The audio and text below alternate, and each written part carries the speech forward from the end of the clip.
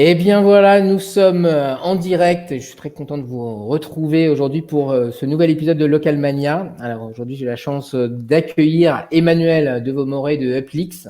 Salut Romain. Bonjour Emmanuel, tu vas bien? Ouais, écoute, en pleine forme, je suis super content d'être là.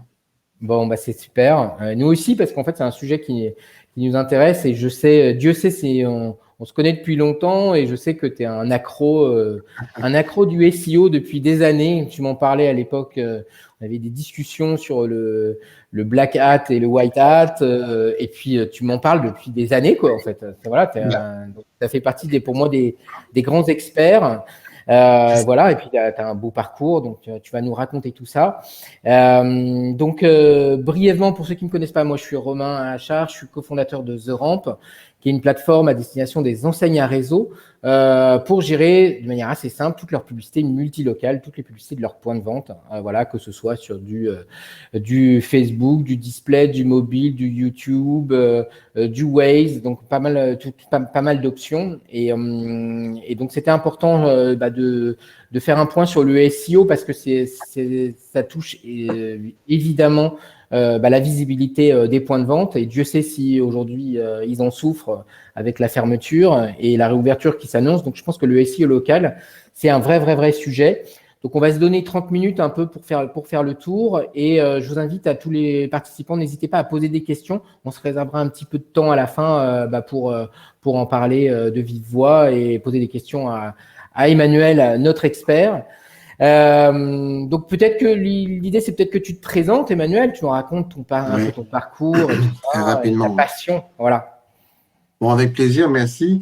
Belle opportunité, en tout cas, de vous transmettre ma passion, et notamment pour le local, qui est vraiment qui permet de faire des choses assez intéressantes et plus ou moins rapidement, en tout cas, plus que certaines stratégies.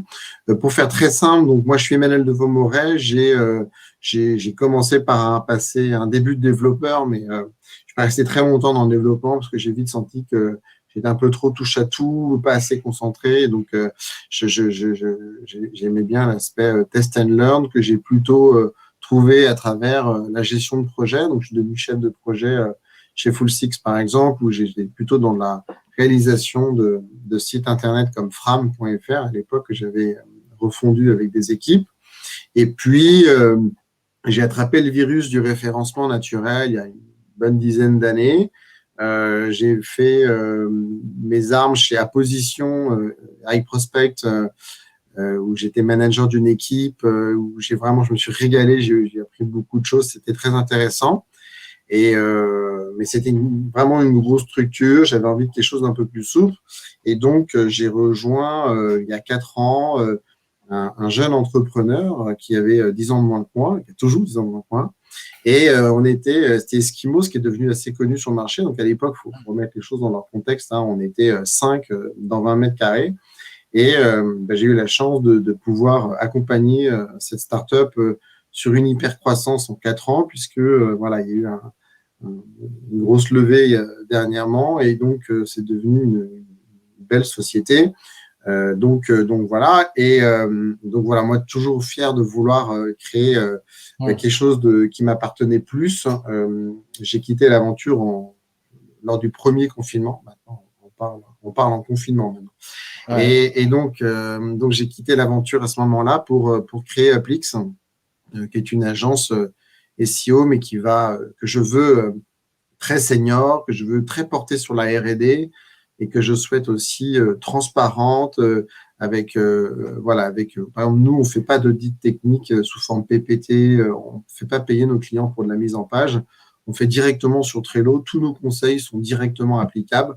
On se veut vraiment très proche du besoin. Moi, j'aime bien les choses concrètes. Et d'ailleurs, merci de me donner le micro, puisque dans ce petit webinaire ensemble, je vais faire en sorte de vous donner un maximum de matière. J'aime pas les gens qui survolent les réponses. C'est toujours un peu difficile, il faut être honnête. Ouais. Donc voilà, donc Uplix, c'est la nouvelle agence SEO que je porte depuis maintenant plusieurs mois. On est déjà une dizaine, hein, je fais 2 recrutements par mois environ. Donc on a une hyper croissance, on a signé Sushi Shop, on a signé la Banque de France. Là, ce matin, j'ai eu la réponse d'Academia, donc ça démarre. Donc voilà, je suis très très content. Le marché est porteur. Et donc voilà, très content. Et et je suis à ta disposition pour toutes les stratégies de SEO local que je connais bien. Ouais, alors l'idée c'est que en effet, souvent on parle de SEO et le SEO local, je pense, est un peu différent. Alors je sais pas si c'est vrai, mais on a coutume de dire que souvent le SEO local est plus rapide en termes de résultats que du SEO global. Est-ce que c'est vrai? C'est un mythe ou réalité? Non, c'est vrai, mais du coup, c'est à double tranchant. C'est-à-dire que en gros, on en parlera peut-être après, mais globalement, l'hyper-personnalisation des résultats vis-à-vis de Google est hyper intéressante. Donc, ça veut dire quoi? Ça veut dire que si j'ai un restaurant et que je suis à Bordeaux, je me contrefous d'apparaître dans Google pour les gens qui sont à Nantes, à Paris ou ailleurs. Donc, oui, c'est plus rapide, surtout quand on a une niche précise. Ça permet de dire à Google, ouh, je suis là. Et en plus, on donne la preuve matérielle par le test, hein, parce que Google va nous envoyer un courrier. Avant, c'était un peu moins permissif, donc on pouvait faire des choses intéressantes. Mais là, maintenant, ça c'est moins facile. Donc, on prouve qu'on habite bien à l'adresse dite. Et là, on peut se référencer quand on a un business local, on peut se référencer plus vite. Ça ne sous-entend pas qu'il ne faut pas travailler une stratégie plus globale, mais en tout cas, on crée l'engagement avec des gens plus précis, plus engagés grâce au SEO local. Donc oui, ça va plus vite. En tout cas, le SEO par nature étant un peu long, c'est intéressant. D'accord, ok. Et sur cette partie locale, est-ce que tu as quelques chiffres un peu à partager, enfin des chiffres, Ouais. on va pas tout décliner, mais je crois que, enfin moi quand j'avais regardé, il y avait des chiffres qui étaient juste impressionnants quoi en fait, hein, sur la puissance du Ouais, local. alors le SEO, donc ça, c'est sympa parce que du coup, Google a communiqué sur des chiffres. Donc, quand Google donne des chiffres, c'est qu'a priori, ils sont relativement vraiment fiables. On peut penser que derrière, il y a eu des études vraiment sérieuses qui ont été faites. Et en fait, qu'est-ce qui se passe? On voit que 50% des recherches locales, par exemple, contribuent à une visite de l'internaute ou du consommateur dans le commerce recherché. Parfois, avec un smartphone, c'est dans les 24 heures qui suivent la recherche. Donc, rien que ce stat-là, on comprend que on peut pas, quand on a un restaurant, une boucherie, un coiffeur, on peut pas se permettre de ne pas être sur Google My Business. C'est vraiment hyper important parce que les gens vont checker. Je crois que c'était 45% des recherches sur l'ordinateur sont sur la vérification de la disponibilité, par exemple, d'un produit en magasin. Voilà, donc très clairement, il y a énormément de recherches, de découvertes. Et clairement, comme ça va apparaître assez rapidement dans Google, c'est rassurant pour l'internaute de dire oui, il est bien là, il est ouvert, il est disponible. Et quand on a d'un côté soit un numéro de téléphone qui n'est pas le bon, ou alors on dit que le magasin est fermé alors qu'il est ouvert, c'est vraiment embêtant. Donc, mettre à jour son Google My Business est impératif. Et oui, ça prend de plus en plus de place. D'accord. Sur la partie, du coup, tu parlais d'enseignes à réseau. Je pensais notamment à Sushi Shop. Est-ce que tu as un exemple donc quand on parlait, de me raconter un peu comment ça se passe, quand tu arrives, en fait, qu'est-ce que tu fais? Parce que j'imagine que Sushi Shop est déjà positionné, je pense, sur du SEO global, mais sur du SEO local, comment ça se passe? Ouais. Alors, donc, nous, on a un certain nombre de clients qui ont des problématiques, en effet, sur le référencement local. Et donc, le problème, en tout cas, de base, en effet, c'est de se positionner sur marque plus ville. Donc, ça va être, MAF Paris ou alors… mais ça, c'est pas le plus difficile, même si c'est quand même intéressant. Mais le plus difficile, c'est d'essayer de viser un savoir-faire plus ville. Donc, je sais pas, assurance plus ville, DJ plus ville, mariage, etc. Salle de réception plus ville, blablabla. Donc ça, la problématique, en fait, c'est important qu'on soit clair là-dessus. Et là, on parle de problématique non pas de quelqu'un qui voudrait se référencer sur une petite localité qui est la sienne, par exemple, un CGP, quelqu'un qui va vendre des produits et qui est vraiment uniquement sur Lyon et donc qui veut une notoriété sur Lyon. Là, on parle plutôt d'une marque nationale comme Sushi Shop qui a en fait factuellement des restaurants et qui veut faire en sorte de se référencer sur sur la bonne requête plus ville. Ouais, ouais. Ça, il faut bien comprendre, c'est déjà ces deux cas de figure pour savoir dans lequel on est. Voilà. Donc ça, c'est un premier point.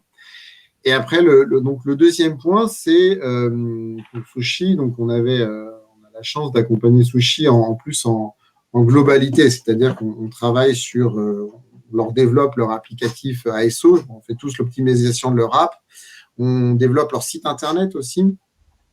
Sur le côté agence, hein, c'est pas sur Uplix, mais c'est une agence partenaire avec qui je travaille ultra étroitement, qui Wizmedia, qui bosse là-dessus. Et donc, on a la chance de pouvoir parler directement aux devs. Et donc, pour eux, c'est du plug and play.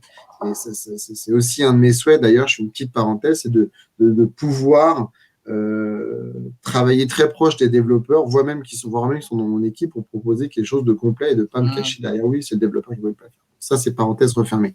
Donc, en gros, maintenant, pour aller concrètement dans un exemple de Sushi, où je vais vous partager un petit peu les problématiques qu'on a eues et qui sont finalement pas forcément les mêmes, c'est en fait, on a fait un gros travail, un gros audit sémantique, puisque très rapidement, on se dit, bah voilà, qu'est-ce que je vais privilégier? Sushi plus ville, livraison sushi plus ville, restaurant japonais plus ville. Enfin, tu vois, j'ai plein de cas de figure qui s'offrent à moi.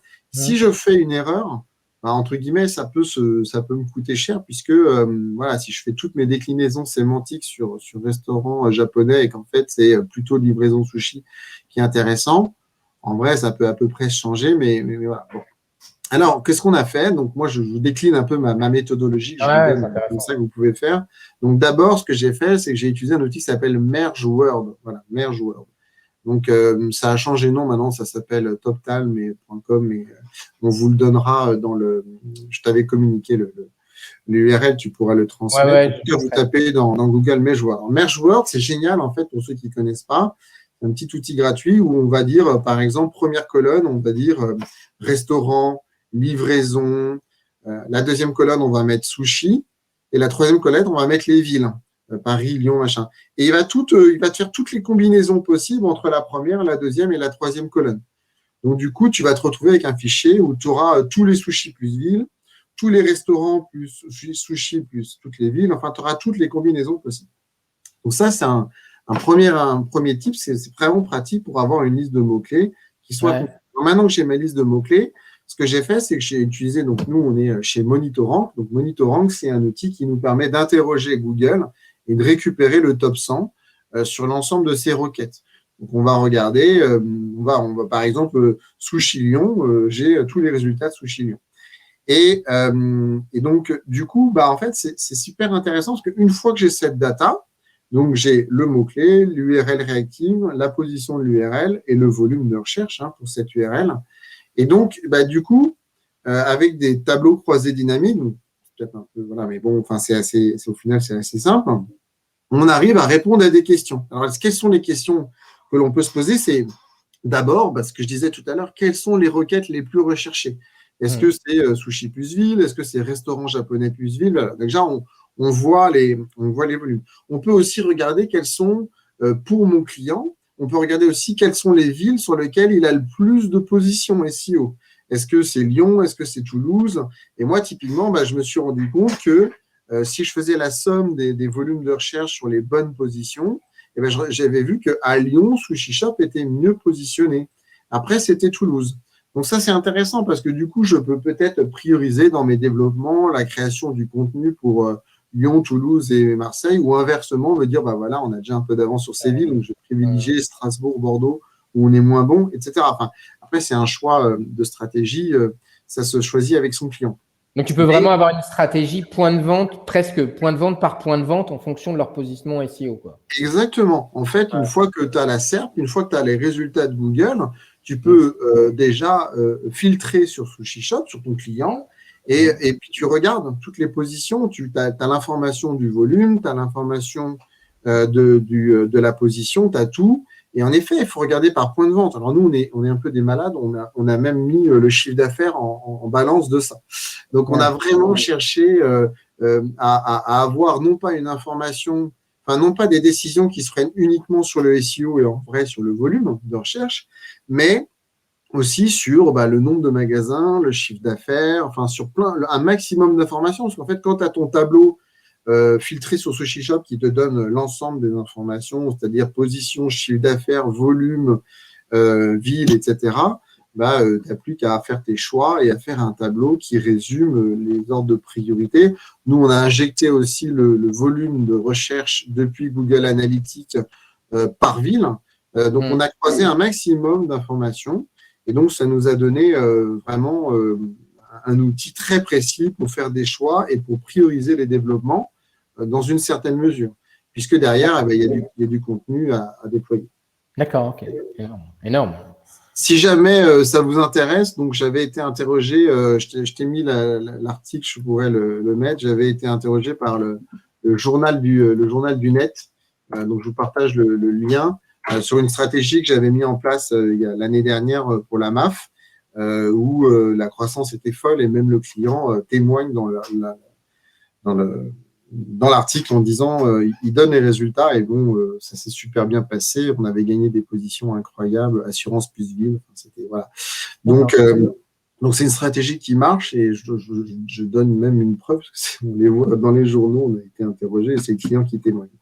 Donc, sur Sushi, on n'a pas fini, on est en train de finir le déploiement. C'est quand même une grosse machine. Ça fonctionne super bien.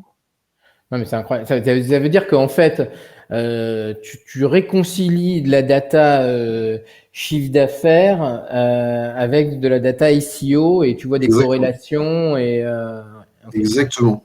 En fait, si tu veux, l'idée, c'est d'avoir à la fin un tableau limite par ville où tu vas avoir une notion de chiffre d'affaires, une notion de croissance, une notion de volume par rapport à la dite ville. Tu vois, si par exemple, dans une ville, tu t'aperçois, alors on va mettre Paris à côté parce que Paris, c'est pas particulier, mais peut-être que tu vas te rendre compte que Annecy, ça marche bien. Par exemple, tu vois, chez moi, j'avais des villes dans lesquelles ils étaient plus représentés. Il y avait plus de magasins. Donc, en vrai, je veux dire, travaillons déjà sur l'existant. Donc, Et puis, j'ai toujours pensé que le SEO devait pas on ne devait pas prendre des décisions SEO uniquement sur le SEO. C'est-à-dire que tu dois implémenter aussi des hypothèses métiers. Sinon, tu arrives à faire des choix qui sont en fait décorrélés de la réalité de ton client, en tout cas. Ok. Vraiment super intéressant. Je pense que tout le monde. Alors, n'hésitez pas si vous avez des questions à tous les participants. Là, il y a pas mal de. Je pense que c'est un vrai sujet. On a la chance d'avoir Emmanuel avec nous. Peut-être que je sais que tu aimes bien les checklists parce qu'en fait, je pense que sur la partie SEO, il y a vraiment une logique et je pense que souvent, on est un peu perdu quand on va aborder le SEO. On ne sait pas trop comment l'attaquer. Et surtout sur le SEO local, est-ce que toi, tu peux nous sortir un peu quelques principes de base? Bien sûr, après, on n'est pas encore… en tout cas, déjà, les must, les règles de base, en fait, quand on s'y attaque, quoi. Bien sûr. Alors, les règles de base en termes de checklist, donc, c'est d'abord avoir une fiche Google My Business. Il faut penser à tous ceux qui nous écoutent et merci d'être nombreux. Donc, la première chose, c'est évidemment déployer une fiche Google My Business. Alors, ça a énormément évolué, cet outil. Il est juste dingue. Alors, faites attention parce que ça peut se retourner contre vous. Ça veut dire qu'on en parlera au niveau des avis. Si vous ouvrez une fiche, ça veut dire que demain, n'importe qui peut laisser un avis. Alors, pardon d'être un peu négatif, mais ça peut être aussi un concurrent, ça peut être quelqu'un qui ne vous aime pas. Et donc, ça peut être des avis négatifs. Et Google n'a pas pour habitude de supprimer les avis négatifs parce que vous l'en demandez gentiment. Donc, il y a quand même des algorithmes de contrôle de leur côté. Et si tout d'un coup, tu te prends massivement sans avis négatif, voilà. Bon, là, mais bon, j'y reviendrai. Mais donc, le premier point, c'est avoir une fiche Google My Business. Deuxième checklist qui est important, c'est de travailler ce qu'on appelle le MAP, c'est Name, Address, Phone. Toutes les informations qu'on peut vous contacter. Il est impossible que vous n'ayez pas sur votre site, ou de toute façon, c'est un peu par défaut sur GMB, mais donc Google My Business, mais sur votre site, travaillez évidemment les indications, quel est votre nom, quelle est votre adresse, quel est votre numéro de téléphone. Il y a un petit secret là, enfin un secret, pour moi c'est pas un secret, mais peut-être que les gens vont le découvrir ici. Il y a ce qu'on appelle schéma.org. Donc schéma.org, c'est comment dire, une notion, je le partage ici dans le chat. On peut en fait échanger, on peut mettre des informations sous forme de microdonnées. Ouais. Et donc, vous pouvez, je crois que vous tapez NAP sur le site, ou je ne sais plus si peut-être Hashcard, je ne sais plus, mais en tout cas, vous pouvez indiquer à Google directement dans le code des informations qui lui permettent de ne pas avoir à deviner que 0612 67, blablabla, c'est votre numéro de téléphone. Alors en vrai, Google, il arrive de voir, il comprend que, tiens, la monnaie, c'est des euros, donc a priori, on est en Europe. Il arrive à voir que ça, c'est un numéro de téléphone. Il arrive à voir que c'est une adresse. Il arrive à voir que Paris, c'est bien Paris et pas la personne connue, blablabla. Il n'y a pas de souci avec ça. Et maintenant, si vous voulez vraiment mettre toutes les chances de votre côté, ça, c'est pas très connu comme tips, il faut, enfin, du grand public, j'entends, il faut mettre du schéma.org, ce qui est, qui est des données structurées qui permettent de bien dire à Google, hey, Google, ça, c'est de la donnée locale. Ça, c'est mes étoiles, ça, c'est mon nom, ça, c'est mon poste, ça, c'est mon âge, etc. Comme ça, là, il n'y a plus d'histoire. Donc ça, c'est un troisième point qui est important. Donc, on est d'avoir une fiche Google, avoir le NAPS, avoir bien du schéma.org sur les informations d'adresse et de nom. Juste une chose, là, je t'arrête parce que en fait, je crois que j'avais regardé ça, en effet, il y a longtemps. Dans le schéma.org, on peut aussi pousser des avis, je crois. Par exemple, je ne sais pas si des gens sont sur des plateformes type Trustpilot ou des choses comme ça. Ils peuvent pousser des avis via schéma ou pas ou c'est... Alors, je vois que tu es dans tous les bons plans. Je te reconnais bien là. Alors, en effet, ce qui se passe, c'est que grâce à schéma.org, les SEO, ils adorent schéma.org parce qu'en fait, on peut, si tu veux, mettre à jour la page de résultats de Google avec des questions, avec des petites étoiles, avec le nombre d'avis. Peut-être pas les avis en tant que tels, mais avec le nombre d'avis. Et tu l'auras deviné, parce que quand tu vois les petites étoiles dans les réponses de Google, la majorité des gens se disent « Ah bah ouais, c'est Google qui a mis la note de 5 sur 5 ou de 4 sur 5. » Eh bien, c'est faux. C'est pas Google, c'est le webmaster. C'est d'ailleurs, vous remarquerez, les étoiles sont souvent très bonnes. La notation est souvent excellente. C'est chouette. Il n'y a que des gens brillants sur le web. On a trop de la chance. Donc si tu veux, on peut pousser ces étoiles, le nombre d'avis qu'on t'a déposé. Et donc ça, évidemment, que c'est incitatif au clic, puisque si tu vois des étoiles, si tu vois 450 avis positifs sur 300, machin, bon, tu vois des chiffres que tu peux mettre à jour et c'est incitatif au clic, notamment les étoiles. Donc, schéma.org, c'est l'astuce, le petit secret SEO que les SEO connaissent, mais que le commun des mortels ne connaît pas toujours et qui permet de mettre à jour la page, ton site. C'est pas d'une difficulté sans nom en plus à implémenter soi-même. Bon, il faut mettre un petit peu les mains dans le cambouis. Ok. Donc, le quatrième checklist qui est juste, moi, je hurle quand je vois que c'est pas implémenté, c'est rendre cliquable son numéro de téléphone sur son site. Voilà. Alors ça, qu'on soit d'accord, c'est super simple à mettre en place. C'est vous tapez dans Google, rendre cliquable mon numéro de téléphone, il va vous donner la ligne de code précise à mettre sur votre site. Alors, pourquoi je dis ça? Parce que si votre numéro de téléphone n'est pas cliquable, si vous l'avez juste marqué en dur sur le site, moi, je suis sur ton site, Romain, je veux t'appeler, faut que je fasse un copier-coller, quoi. En vrai, il faut que j'aille sur ton numéro, je vais dans mon application de téléphone et ça marche. J'ai eu le temps de prendre 3 cafés. Donc, si tu veux, c'est hyper important de bien vérifier que votre numéro de téléphone est cliquable. Rien que ça, vous allez gagner des clients, en fait.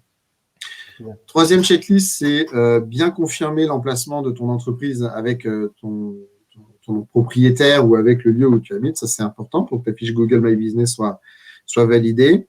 Et puis, bien exploiter la fiche Google My Business. En fait, dans le My Business, tu peux mettre des posts, tu peux pousser ton adresse Doctolib si tu es un médecin ou professionnel de santé. Enfin, c'est devenu très puissant, Google My Business. Ils ont fait un sacré boulot. Donc c'est très chouette. Et puis après, pousser les avis. Voilà. Alors, on me dit à l'oreillette que si vos copains peuvent mettre des bons avis, c'est une bonne idée. Mais c'est un conseil que j'ai entendu simplement à l'oreillette.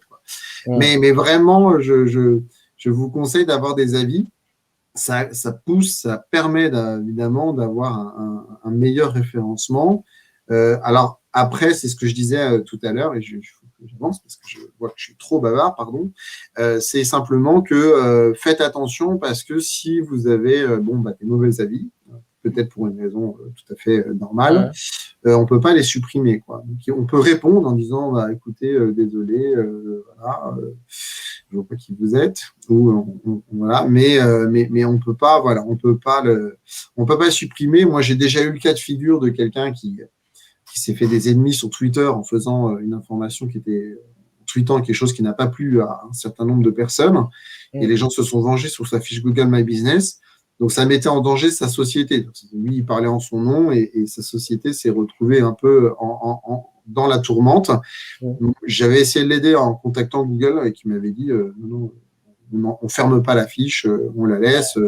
Peut-être que dans 6 mois, on va vous retirer. Voilà, mais on va la laisser live. Donc, attention. Et puis, je finis, si tu me donnes encore une seconde, je finis par 2 conseils de pro.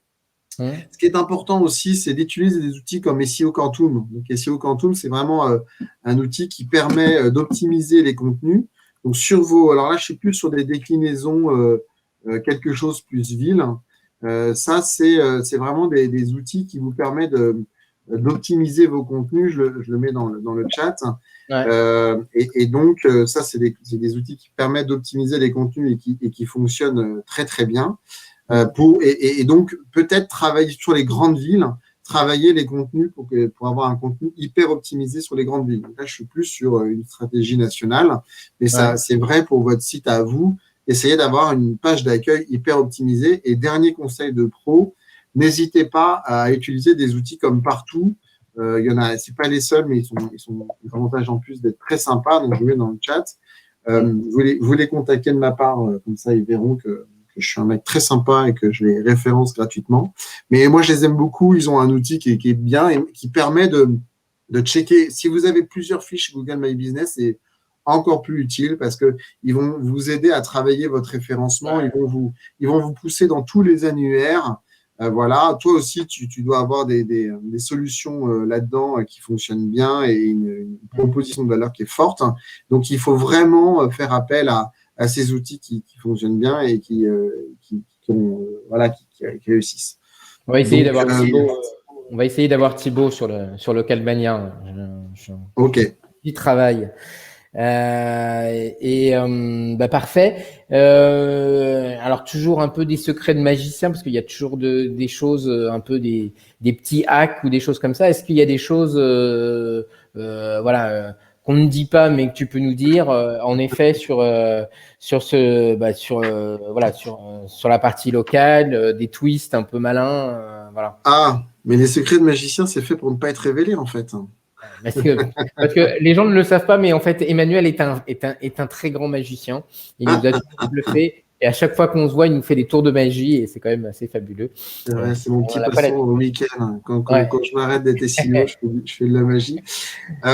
Non, mais allez, j'avais dit que je dévoilais un petit hack. Donc ça, c'est quelque chose dont pas la peine de le répéter à trop de monde, mais que sinon ça va être rapidement corrigé. Je vais vous en donner 2. Le premier où je vais jouer le jeu jusqu'au bout, c'est-à-dire que moi j'ai eu des cas de figure où en fait j'avais des clients, si vous voulez, par exemple, ils voulaient être référencés sur Paris, mais ils habitaient Boulogne. Et malgré tout, c'est 2 villes différentes, donc c'est un peu compliqué. Maintenant, pour ceux qui connaissent Boulogne et Paris, c'est à 4 stations de métro. Ça dépend où on va, mais ça peut être qu'à une station de métro dans l'absolu, donc tout proche. Et donc, ça c'est parfois, alors mon exemple n'est pas le meilleur, mais quand on a une grande ville et à côté des petites villes, bourgs, on est souvent dans la petite ville. Alors, le problème, c'est que là, on va recevoir son courrier dans la petite ville et pas. Nous, on a souvent des zones industrielles. On a souvent le cas avec, par exemple, des zones industrielles qui sont dans des villes limitrophes de grandes villes où, en effet, c'est des carrefours de trafic. Mais en effet, je sais pas, ça peut être Rennes. Finalement, on n'est pas tout à fait à Rennes, quoi. Donc, pour l'instant, Google, parfois, est un peu permissif. Moi, j'avais mis en place du schéma.org avec l'objet physician. Donc, j'avais dit, je travaille là, et j'avais donné une fausse adresse dans la ville. Mmh. Et voilà, et ça passe assez bien pour l'instant. Maintenant, je dis ça, ça va plus marcher. Mais en gros, voilà, ça permet on peut quand on est légitime et qu'en fait, voilà, on veut être référencé sur une grande ville, mais et on est vraiment juste à côté, avec du schéma.org et en mettant une adresse fake qui est dans la grande ville, on peut donner l'impression à Google. Et du coup, moi, sur la requête, je suis deuxième. Donc, je la donne pas parce que je peux non plus tout perdre. Mais en tout cas, voilà, c'est un schéma par j'avais mis le Physician, Ok. je vous donnerai.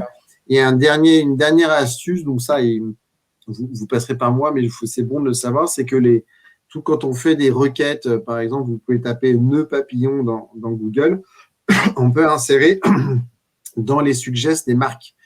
Donc moi, j'ai inséré une marque qui s'appelle Fabilio dans Google.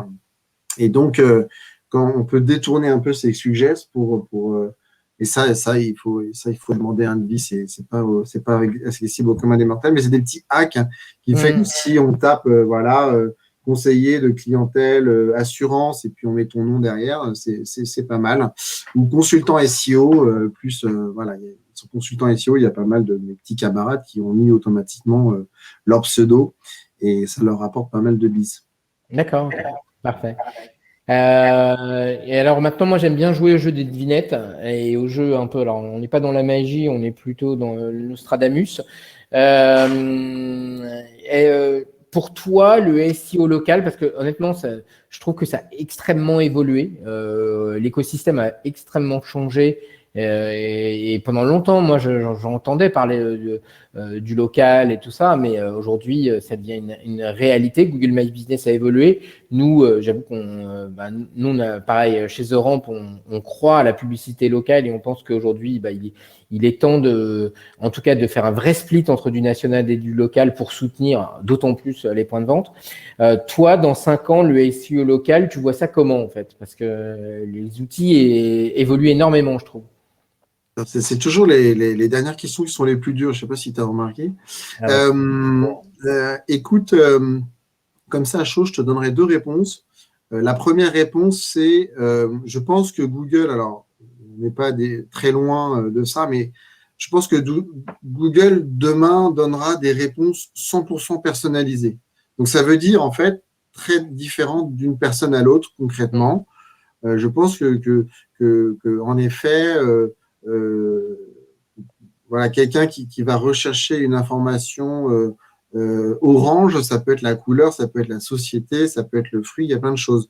Et en fonction voilà, de ton métier, tu peux. Voilà. Donc, je pense que Google va de plus en plus personnaliser tes recherches, ton affichage, ce qu'il va te donner. Et même si c'est déjà le cas, je pense que demain, ce sera complètement basé sur ta navigation, ton historique. Et ce ne sera pas forcément négatif. Les RGPD, tout ça, on est très contre la publicité ciblée. Mais attention, hein, demain, si vous refusez tous ces trucs-là, c'est juste qu'on vous proposera des soutiens-gorge si vous êtes un homme, mais vous aurez toujours de la pub. Donc, je ne sais pas si à choisir, il vaut mieux peut-être que la publicité soit un peu ciblée. Tout le monde y gagne, l'annonceur, mais vous aussi, parce qu'on vous propose des choses qui sont censées vous satisfaire. Bon, après, c'est une question de point de vue. On fera un autre webinaire, si tu veux, sur le sujet. Et le deuxième point, c'est que donc je pense que quand Google dit tiens, on va se lancer dans la voiture autonome et investit massivement dans ces sujets-là, je pense que Google s'intéresse à l'offline. Voilà. Google veut savoir où je vais. Évidemment, qu'est-ce qui va se passer demain avec la voiture autonome Google si ça voit le jour, je vais monter dans une voiture autonome et il va savoir exactement mes déplacements, mes fréquences. Et donc, je pense que la publicité sera ultra ciblée, notamment en fonction du local, de tes déplacements, de où tu vas avec ton smartphone, pour te dire, tiens, regarde, tu es à côté d'un Sephora, il y a une promotion en ce moment. On approche de ça. Je ne dis pas que c'est des choses complètement nouvelles. Je pense que demain, ce sera complètement, pour nos enfants, ce sera complètement une évidence et qu'il n'y aura plus que ce type d'approche marketing. Ouais, je suis assez d'accord et c'est vrai que quand on voit déjà des outils comme Waze qui permettent de faire finalement de la publicité sur des trajets mobiles. Enfin, c'est une première étape, mais cette information, elle est juste importante parce que derrière, notamment pour du trafic point de vente, enfin, c'est clé sur les habitudes de déplacement ou des choses comme ça. Ok, je ne sais pas si vous avez des questions en tant que participant. Alors n'hésitez pas. Voilà. Et En même temps, j'ai été très bavard, donc je comprends que tout bah le ouais, monde t'as répondu là. Je pense que il faut que les gens digèrent. En tout cas, n'hésitez pas, si jamais il y a des questions qui vous viennent à l'esprit, je vois que les retours sont hyper positifs. Merci Gaëtan. Et si vous voulez plus d'informations, donc moi j'ai mon site edv.fr, Emmanuel de Vaumoret, edv.fr ou uplix.fr évidemment, si vous avez des questions. Et voilà, Romain, merci, super projet, super business. Moi, je crois beaucoup en toi. Je pense que c'est vraiment une bonne idée ce que tu fais. Donc, j'ai hâte de te suivre et de voir l'évolution dingue que tu vas avoir. Je croise les doigts. Eh ben, moi aussi, et c'est réciproque. Et puis, belle nouvelle aventure avec Uplix. Et puis, en tout cas, merci pour tous ces partages. Je pense que tout le monde était super content de ton intervention. C'était concret. Et oui, il y aura un replay, Jean-Marie, ne t'inquiète pas. On va te préparer ça. Et de toute façon, je pense que dès la fin de la connexion, vous aurez accès, vous recevrez automatiquement le replay. Et puis après, on le repartagera, je pense, sur notre page YouTube locale de The Ramp, dans la partie Local Mania. Bon, merci Emmanuel. Il se fait tard, moi je commence à avoir faim. Donc, écoute, en tout cas, merci pour tout et bonne continuation surtout. Salut. Super. Ciao.